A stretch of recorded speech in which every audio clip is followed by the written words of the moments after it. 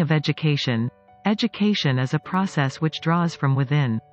Each child is born with some innate tendencies, capacities and inherent powers. Education is to draw out these powers and develop them to the full.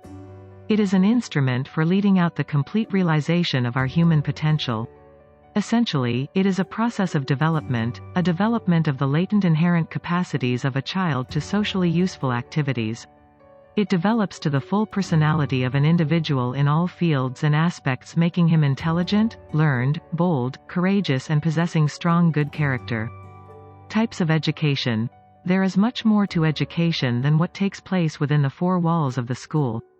Education is far wider and more inclusive than schooling. A child gets education from his experiences outside the school as well as from those within. On the basis of these two factors, there are mainly three types of education: formal, informal and non-formal. 1. Formal education.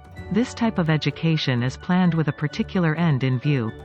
It is direct schooling, instruction and tuition. It is limited to a specific period. It is provided according to certain rules and regulations, through a specialized and formal agency, i.e., school. It is in the form of systematic, planned and guided instruction. Formal education has a well-defined and systematic curriculum. This curriculum is based on certain aims and objectives. These aims are in conformity with the needs of the society and the state.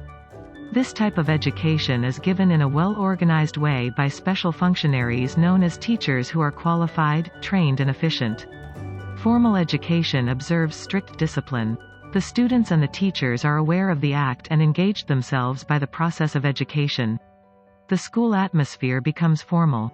All teaching is formal. It may, however, be mentioned that any process of teaching which involves supervision, instruction, set plan, definite aims and principles accounts to formal education.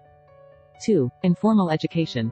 Informal education is spontaneous and incidental. There is no conscious effort involved in it. It includes all direct as well as indirect influences of the home and the society.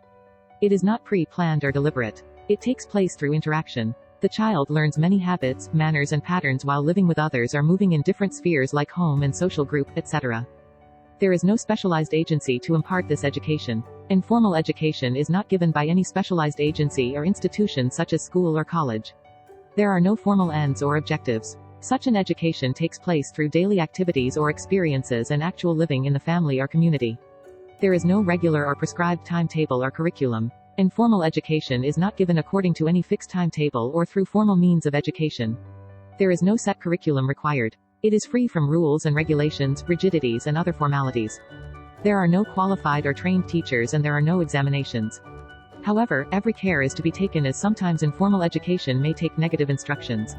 A child, sometimes, develops bad habits, negative attitude or negative pattern.